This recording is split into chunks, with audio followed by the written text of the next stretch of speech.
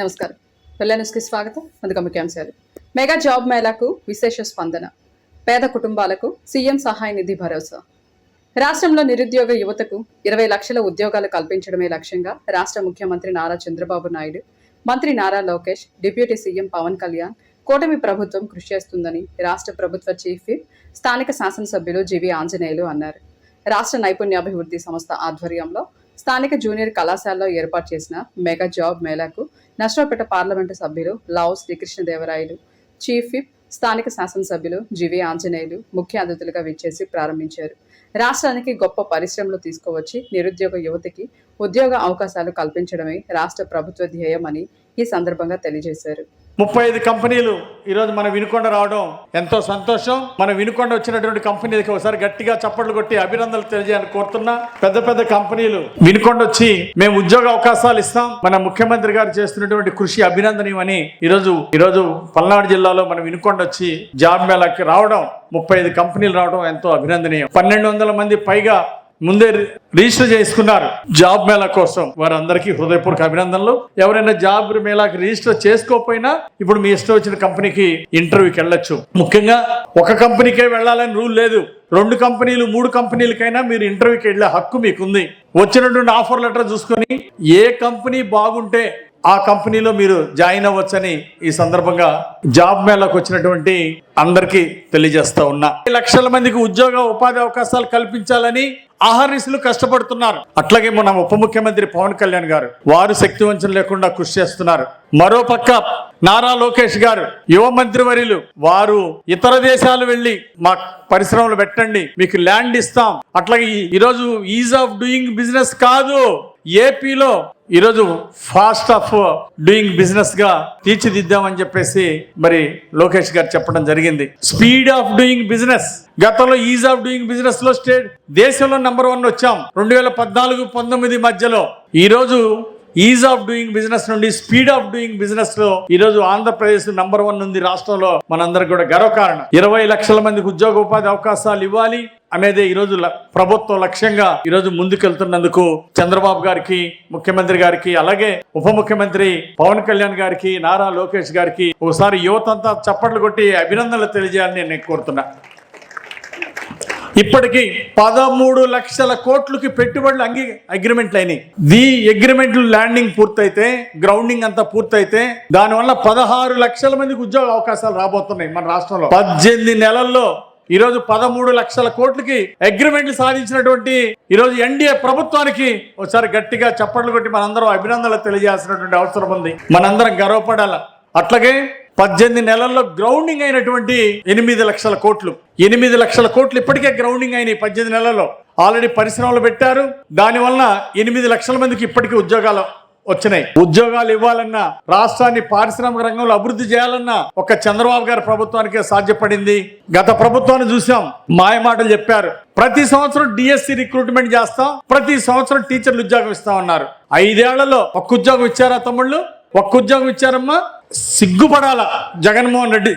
యువతకి రాష్ట్ర యువతకి క్షమాపణ చెప్పాలి జగన్మోహన్ రెడ్డి. కారణం ఏంటంటే అతని వలన యువత భవిష్యత్తు పాడైపోయింది. ప్రతి సంవత్సరం జాబ్ మేళా అన్నాడు, డిఎస్సి వేస్తామన్నాడు. డిఎస్సిలో టీచర్ ఉద్యోగాలు ఒక్కటి నియమించకపోతే నారా లోకేష్ గారు వచ్చినాక విద్యాశాఖ మంత్రిగా 16,347 టీచర్ నియామకాలు చేసి ఈరోజు ప్రతి స్కూల్కి ఉపాధ్యాయులు వచ్చారు. ఇది ఈరోజు ఎన్డీఏ ప్రభుత్వం యొక్క గొప్ప విషయాన్ని మీ అందరికీ నేను గుర్తు చేస్తున్నా. అట్లాగే వైసీపీ అధికారులు ఉన్నప్పుడు ఇలాంటి జాబ్ మేళాలు సరిగా చూడలేదు ప్రజలు. అదేవిధంగా స్కిల్ డెవలప్మెంట్ సెంటర్లు మూతపడ్డాయి వైసీపీ పాలనలో. ఈరోజు మళ్ళీ స్కిల్ డెవలప్మెంట్ అన్నీ కూడా చక్కగా ప్రారంభించి యువతకు ముందే స్కిల్ డెవలప్మెంట్లో శిక్షణ ఇచ్చి తర్వాత ఇంటర్వ్యూలకు పంపించి ఉద్యోగ అవకాశాలు కల్పిస్తున్నటువంటి ప్రభుత్వం దేశంలోని ఎన్డీఏ ప్రభుత్వం చాలా దూకుడుగా ఉంది. ఆంధ్రప్రదేశ్ ఎన్డీఏ ప్రభుత్వం. అందుకోసం యువత ఈ అవకాశాన్ని సద్వినియోగం చేసుకోవాలని చెప్పేసి ఈ సందర్భంగా నేను కోరుతున్నా. గత ప్రభుత్వంలో యువతకు ఉద్యోగాలు ఇవ్వకపోగా వారిని గంజాయి, డ్రగ్స్, మారక ద్రవ్యాలు వాటిని అలవాటు చేశారు.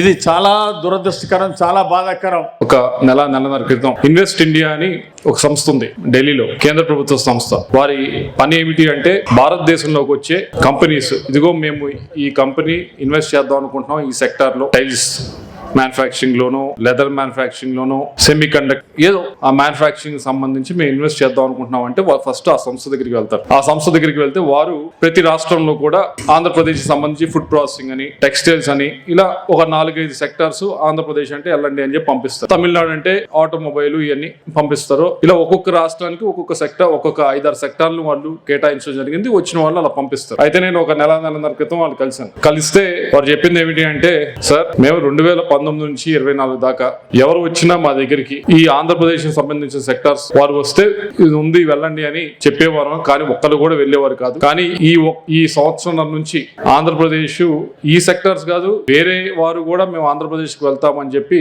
వారు ఉత్సాహం చూపిస్తా ఉన్నారు. ఇది మార్పు అని చెప్పి ఆఫీస్ చెప్పడం జరిగింది. అది చెప్తూ సరే ఈ మొమెంటం ఏదైతే ఉందో ఇది కంటిన్యూ చేయండి అని చెప్పారు. సరే అది మన ప్రయత్నం మనం చేస్తాం. ప్రభుత్వం వైపు నుంచి మన అధికారులు అందరూ సహకరించాలి.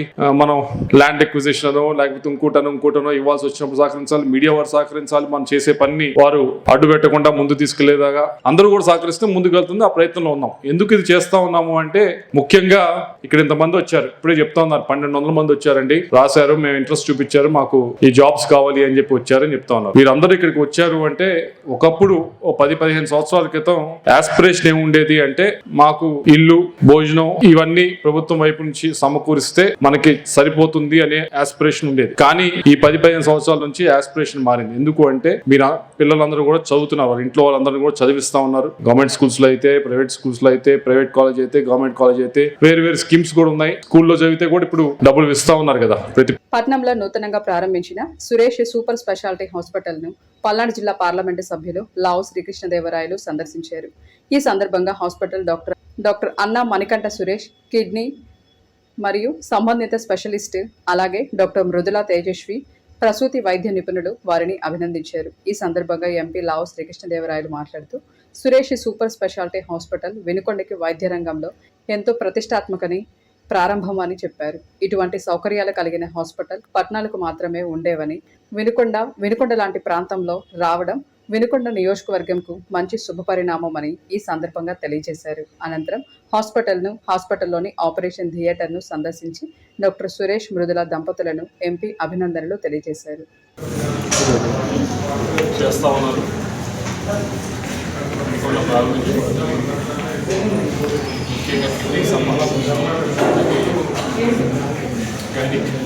సమస్యలకు సంబంధించి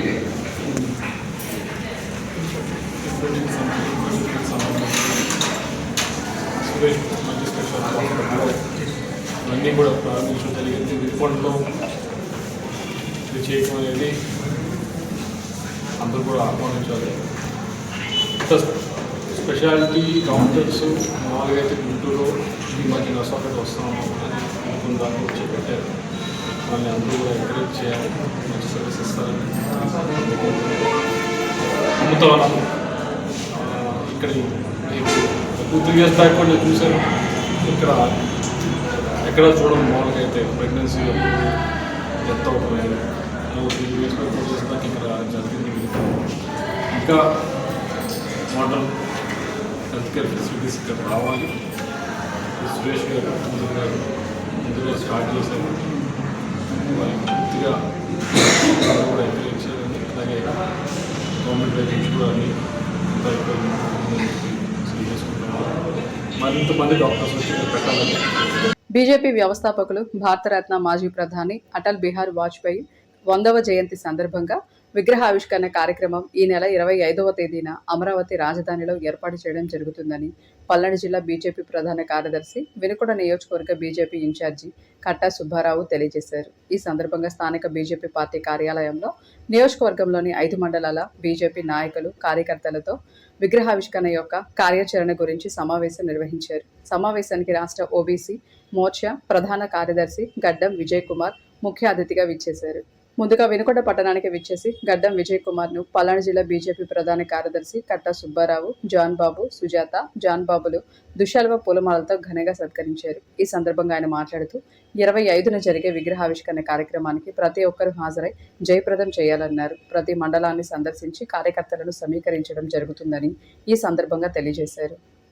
మనకి భారత ప్రధాని మంత్రి వచ్చేసి భారతరత్న వాజ్పేయి గారు ఈ దేశంలో మనం అతి గొప్ప వ్యక్తుల్లో చెప్పుకోదగ్గ చరిత్రలో ఈ దేశం కన్నా ఆణిముచ్చారు.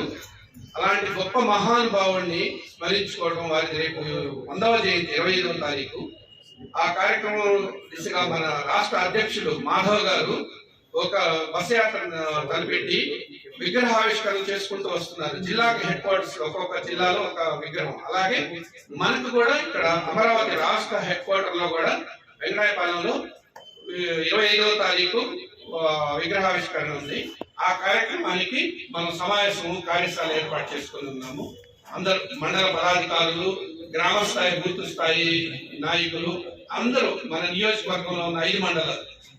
అలాగే ఇప్పుడు మనం ఏంటంటే రేపు 25వ తారీఖు ఈ కార్యక్రమానికి వీలున్నంత వరకు మనము ఎవరికి తోచినంత వరకు వారు సహాయ సహకారాలు అందించి మనం అక్కడికి వెళ్ళాలి. మన వినుకొండ కూడా ఒక సెలెక్టెడ్ గా నియోజకవర్గం తీసుకున్నారు జిల్లాలో, స్టేట్ లో మొత్తం, ఎందుకంటే రాష్ట్ర కార్యక్రమం కాబట్టి ఇది తీసుకున్నారు. అలాగే మనకు నర్సరావుపేటలో కూడా డేట్ కన్ఫర్మ్ చేయలేదు, అది 30-31 అనేది డేట్ వస్తుంది.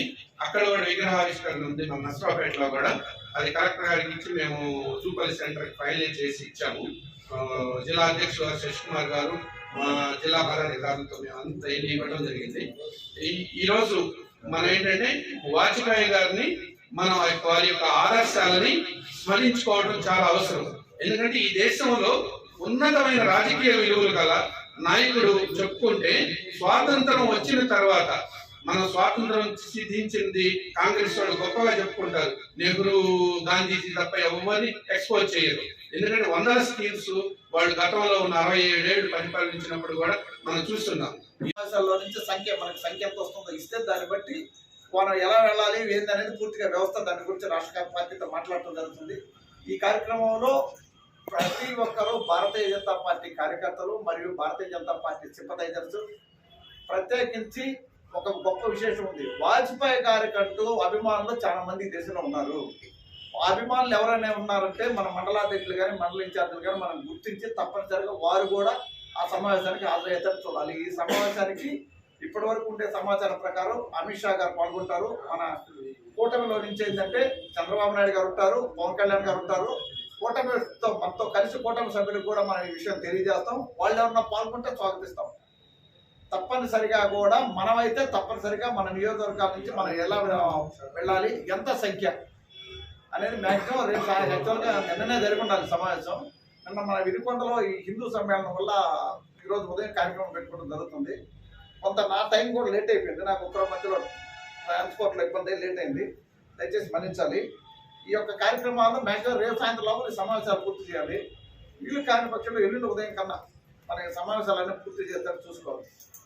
ఎక్కడ కూడా ఎటువంటి పరిస్థితుల్లో కూడా ఈ వినుకొండ నియోజకవర్గం నుంచి సంఖ్య తగ్గింది అనేది సమస్య లేకుండా మనం పూర్తిగా పోవాల్సిన అవసరం ఎంతైనా ఉంది. మరొక ముఖ్యమైన విషయం చెప్తున్నాం, ఇవి మన యొక్క ఈ మొబలైజేషను మీరు ఏమనుకున్నా ఎన్ని అనుకున్నా కానీ సరే రాబోయే స్థానిక సంస్థల ఎన్నికలకి రెఫరెండంగా మారుతాయి. మీరు తప్పనిసరిగా అది గుర్తుపెట్టుకోవాలి. ఎవరైతే పోటీ చేయాలనుకుంటున్నారో పోటీ చేయాలనుకున్న ఏ ఆశావాహులకైనా కానీ సరే ఇది ఒక పాయింట్ అది. ఒక ఎమ్మెల్యే గారు వాళ్ళ ఊరు నుంచి వాళ్ళ గ్రామం నుంచి ఒక బస్సు బయలుదేరాలి, 2 బస్సులు బయలుదేరాలంటే వాళ్ళు కూడా ఆలోచిస్తారు. కూటమిలో ఉండేవాళ్ళు కూడా వీళ్ళు ఎక్కువ సంఖ్యలో పోతున్నారు, రేపు ఇక్కడ టికెట్ అడుగుతారేమో ఆలోచిస్తారు. జనసేన పార్టీ అధ్యక్షుడు డిప్యూటీ సీఎం పవన్ కళ్యాణ్ పిలుపు మేరకు మంగళగిరిలో సీకే కన్వెన్షన్ హాల్లో 3000 మందితో జనసేన పదవి బాధ్యత సమావేశం ఏర్పాటు చేయడం జరిగింది. సమావేశంలో జనసేన పార్టీ నామినేటెడ్ పదవి బాధ్యతలు స్వీకరించిన నేతలతో భేటీ కానున్న డిప్యూటీ సీఎం పవన్ కళ్యాణ్ భవిష్యత్తు కార్యాచరణపై పార్టీ నేతలకు దిశానిర్దేశం చేయనున్నట్లు వినుకొండ నియోజకవర్గ జనసేన పార్టీ సమన్వయకర్త కొంజేటి నాగశ్రీను తెలియజేశారు. ఈ సందర్భంగా రాయల్ నాగశ్రీను ఆధ్వర్యంలో వినుకొండ నుండి నీటి సంఘం ప్రెసిడెంట్, సొసైటీ డైరెక్టర్లు, ఏఎంసీ డైరెక్టర్లు, దేవాలయం కమిటీ డైరెక్టర్లు తరలి వెళ్లారు. మండల కేంద్రమైన శావల్యపురంలో శ్రీరామ పబ్లిక్ స్కూల్లో రామానుజన్ జయంతి సందర్భంగా జాతీయ గణిత దినోత్సవ వేడుకలను పాఠశాల కరెస్పాండెంట్ కేవీఆర్ మోహన్ చంద్ ఆధ్వర్యంలో ఘనంగా నిర్వహించారు. పాఠశాల స్థాయిలో గణిత ప్రతిభా పరీక్షలు, క్విజ్ పోటీలు, గణిత విజ్ఞాన ప్రదర్శన నిర్వహించారు. గణిత విజ్ఞాన ప్రదర్శనను శావల్యపురం తహసీల్దార్ అర్జున్ నాయక్ ప్రారంభించారు. వివిధ పోటీల్లో గెలుపొందిన విద్యార్థులను తహసీల్దార్ చేతుల మీదుగా బహుమతులు అందజేశారు.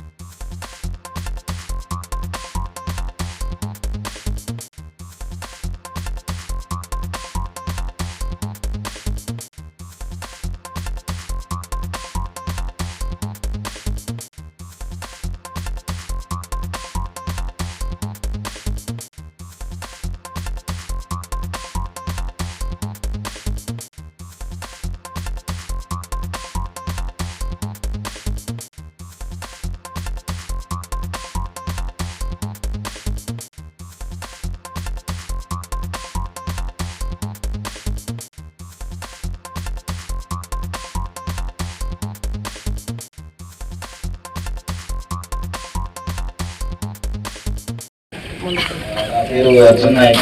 నేను మీలాగే గవర్నమెంట్ స్కూల్లో చదువుకొని ఉన్నాను. అప్పుడు మాకు మా టీచర్స్ కూడా చెప్పారు, కానీ మీ సార్ లాగా ఇంత ప్రాక్టికల్గా చూపి చెప్పిన సందర్భాలు చాలా తక్కువ. నాకు కూడా మ్యాథ్స్ అంటే చిన్నప్పటి నుంచి చాలా భయం. కానీ ఇక్కడికి వచ్చాక మిమ్మల్ని చూస్తుంటే మీరు మ్యాథ్స్ చాలా బాగా చేస్తున్నారు, ప్రతిదీ ఎక్స్ప్లెయిన్ చేశారు. ఇందాక అమ్మాయి డేట్ ఆఫ్ ద డే అని చెప్పేసి చెప్పింది, అది చాలా బాగా నచ్చింది. అది యాక్చువల్గా అలాంటివి మన కాంపిటేటివ్ ఎగ్జామ్స్లో ఉపయోగపడతాయి. గ్రూప్ 2 రాసేటప్పుడు కానీ, ఇలాంటి గ్రూప్ 1 ఏదైనా కాంపిటేటివ్ ఎగ్జామ్స్లో ఉపయోగపడే సబ్జెక్ట్స్ కూడా మీకు ఈ స్థాయిలోనే చెప్తున్నారంటే మీ టీచర్స్ చాలా ముందు చూపుతూ మీకు అన్నీ నేర్పిస్తున్నారు. మీరందరూ కూడా చక్కగా నేర్చుకొని భవిష్యత్తులో మంచి స్థాయికి వెళ్ళి మీ స్కూల్కి, మీ తల్లిదండ్రులకి మంచి గుర్తింపు తీసుకురావాలని చెప్పేసి ఆశిస్తూ. పేద కుటుంబాల అత్యవసర వైద్యానికి ముఖ్యమంత్రి సహాయ నిధి ఎంతో భరోసాగా నిలుస్తుందని రాష్ట్ర ప్రభుత్వ చీఫ్ విప్ స్థానిక శాసనసభ్యులు జీవి ఆంజనేయులు అన్నారు. నియోజకవర్గ పరిధిలోని సీఎం రిలీఫ్ ఫండ్ ద్వారా 48 మంది లబ్ధిదారులకు 28,30,000 చెక్కులను స్థానిక చీఫ్ విప్ కార్యాలయంలో చీఫ్ విప్ స్థానిక శాసనసభ్యులు జీవి ఆంజనేయులు ఎంపీ లావు శ్రీకృష్ణదేవరాయల చేతుల మీదుగా పంపిణీ చేశారు. వైద్యం కోసం సీఎం చంద్రబాబు నాయుడు అందించిన నిధులు తమకు అందేలా కృషి చేసిన ప్రభుత్వ చీఫ్ విప్ జీవి ఆంజనేయులను చెక్కులు అందుకున్న లబ్ధిదారులు ఈ సందర్భంగా కృతజ్ఞతలు తెలియజేశారు.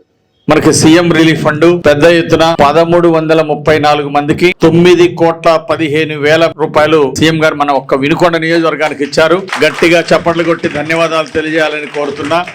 ఈ రోజు ఈ 4 రోజుల్లో 6గురికి ఎల్ఓసీలు ఇచ్చాం. హాస్పిటల్లో పేషెంట్లుగా ఉంటే అత్యవసర పరిస్థితిలో లెటర్ ఆఫ్ క్రెడిట్ ముందుగానే వాళ్ళకి కొంత పేమెంట్ పంపడం జరిగింది. అట్లాగే 42 మందికి 28,30,000 రూపాయలు ఈ రోజు పంపిణీ చేయడం జరుగుతూ ఉంది. మరి ఈ కార్యక్రమానికి మన ఎంపీ శ్రీకృష్ణదేవరాయలు గారు అట్లాగే డిసిసిబి చైర్మన్ మక్కెన గారు కూడా ఈ కార్యక్రమానికి వస్తున్నారు. వారికి కూడా ఈ సందర్భంగా అభినందనలు తెలియజేస్తున్నా. ముఖ్యంగా తీవ్ర అనారోగ్యంతో బాధపడేటువంటి వాళ్ళకి ఈ రోజు ఈ ఎన్టీఆర్ వైద్య సేవ శ్రీరామ్ లక్ష ఈ రోజు సీఎం రిలీఫ్ ఫండ్ పెద్ద ఎత్తున సీఎం రిలీఫ్ ఫండ్ ప్రజలకి ఈ రోజు అందజేస్తున్నాం. రాష్ట్ర వ్యాప్తంగా ఎన్టీఆర్ వైద్య సేవలు ఈ రోజు బాగా అందుతున్నాయి ప్రజలకి. చాలా ఆపరేషన్లు సీఎం రిలీఫ్ ఫండ్ దాకా వెళ్లే పని లేకుండా ఎన్టీఆర్ వైద్య సేవలోనే చక్కటి వైద్యాన్ని మరి అందించడం జరుగుతూ ఉంది. అలాగే దీంతో ప్రజలందరూ సంతోషంగా ఉన్నారు. ఎన్టీఆర్ వైద్య సేవ ద్వారా మంచి ఆరోగ్యాన్ని పొందుతా ఉన్నారు.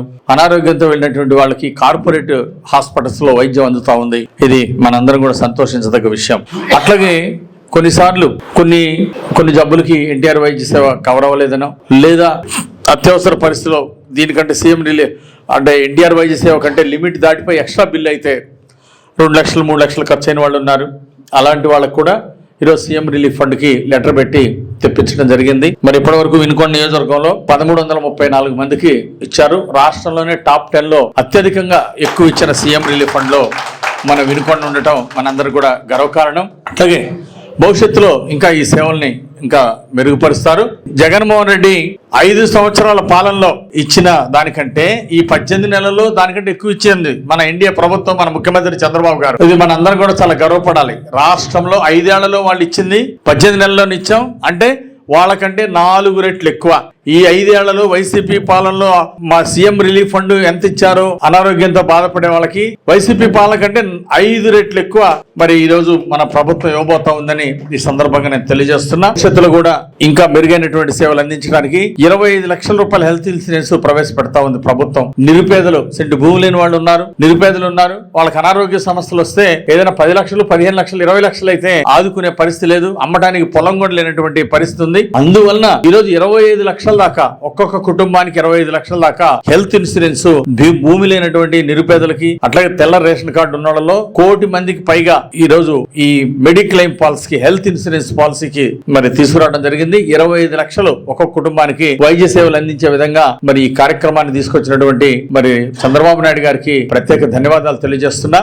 మరి మరొకసారి అందరి తరఫున సీఎం రిలీఫ్ ఫండ్ ఇచ్చినందుకు, రాష్ట్రంలో రేపు ఏప్రిల్ నుండి పేదలకి 25 లక్షల రూపాయలు హెల్త్ ఇన్సూరెన్స్ ఇస్తున్నందుకు గట్టిగా చప్పట్లు కొట్టి చంద్రబాబు గారికి ధన్యవాదాలు తెలియజేయాలని కోరుతూ ఈ సీఎం రిలీఫ్ ఫండ్ కార్యక్రమాన్ని ప్రారంభించాల్సిందిగా నేను కోరుతున్నా. దాదాపుగా 28 లక్షల పైగా ముఖ్యమంత్రి గారు అందించడం జరిగింది. అది జీవి ఆంజనేయులు గారు, మీ ఎమ్మెల్యే గారు, మీరు వచ్చి అడిగిన వెంటనే ఆయన ప్రాసెస్ చేయించి మీ అందరి చేతిలో కూడా ఈరోజు ఇస్తా ఉన్నారు. దీని గురించి, ఆరోగ్యం గురించి రాష్ట్రంలో ముఖ్యమంత్రి గారు పూర్తి స్థాయిలో దీని గురించి ఆలోచిస్తా ఉన్నారు. దీన్ని ఎలా మెరుగుపరచాలి, ఇంకా బాగా ఎలా చేయాలనేది. సరే, సీఎం రిలీఫ్ ఫండ్ అనేది ఒకటి చేస్తూనే ఉన్నారు. ఇప్పటికే దాదాపు మన నియోజకవర్గం వినుకొండలోనే 9 కోట్ల పైగా ఇవ్వడం జరిగింది. ఎక్కడ ఏ ఇబ్బంది వచ్చినా, మోకాళ్ళ మార్పిడన్నా, ఇంకోటన్నా ఈ పక్షవాతం అని చెప్పారు, దానికైనా కానీ మొత్తం మీరు ఒక 4-5 లక్షలు అయితే మొత్తం ఇవ్వలేకపోవచ్చు, కానీ దాంట్లో కొంత తీసుకొని ఇచ్చే పరిస్థితి ఈ రోజు రాష్ట్రంలో జరుగుతూ ఉంది. మీకు ఏదో ఒక విధంగా కొద్దిగా ఇబ్బంది లేకుండా గడపాలి అనే ఉద్దేశంతో మీ అందరికీ కూడా ఈ అమౌంట్ అంతా కూడా ఇవ్వడం జరుగుతోంది. అయితే ప్రతిపక్షం వైపు నుంచి చేసే ఆరోపణలు చేస్తా ఉన్నారు, చేసే అభియోగాలు చేస్తా ఉన్నారు. ఇప్పుడు మెడికల్ కాలేజెస్ గురించి అయితే కానీ, ఆరోగ్యశ్రీ గురించి అయితే కానీ మాట్లాడుతూ ఉన్నారు. కానీ మీ అందరూ కూడా గుర్తుంచుకోవాల్సింది, ముఖ్యంగా నాయకులు గుర్తుంచుకోవాల్సింది, మీరు గట్టిగా మాట్లాడవలసింది ఏమిటి అంటే, ఏదైతే మెడికల్ కాలేజ్ గురించి మాట్లాడుతూ ఉన్నారో, మనం ప్రయత్నిస్తా ఉన్నది ఏదైతే మెడికల్ కాలేజ్ సంబంధించి ఈ 17 పూర్తి చేయాలి, పూర్తి చేసి మంచి వైద్యం అందించాలి అనే ఉద్దేశంతో మనం ప్రయత్నిస్తా ఉన్నాం. మీ నాయకులు కొద్దిగా గట్టిగా తీసుకొని మాట్లాడాలి, ప్రయత్నిస్తా ఉన్నాం. దాన్ని కేవలం ఏదో ఆంధ్ర రాష్ట్రంలో ఒక్క దగ్గరే చేస్తుంది కదా, కేంద్ర ప్రభుత్వం కూడా చేస్తా ఉన్నారు. కేంద్ర ప్రభుత్వం కూడా చాలా రాష్ట్రాల్లో చేస్తా ఉన్నారు. మొన్న ఢిల్లీలో 10-11 మెడికల్ కాలేజ్ అదే PPP 3లో వెళ్ళారు, కర్ణాటకలో వెళ్ళారు, రాజస్థాన్ లో వెళ్ళారు, అలా ఉత్తరప్రదేశ్ లో వెళ్ళారు. మరి కేంద్ర ప్రభుత్వం చేసినప్పుడు రాష్ట్ర ప్రభుత్వం చేస్తే ఏ విధంగా తప్పు అని చెప్పి మాట్లాడటం అనేది దాంట్లో మన పిడుగురాల్లో ఒకటి. అది కూడా కేంద్ర ప్రభుత్వం సహాయం అందించింది కాబట్టి ముందుకు వెళ్ళి మిగతా ఇంతటితో వెళ్ళని సమాప్తం. తిరిగి రేపటి వెళ్ళనిలో కలుసుకుందాం. నమస్కారం.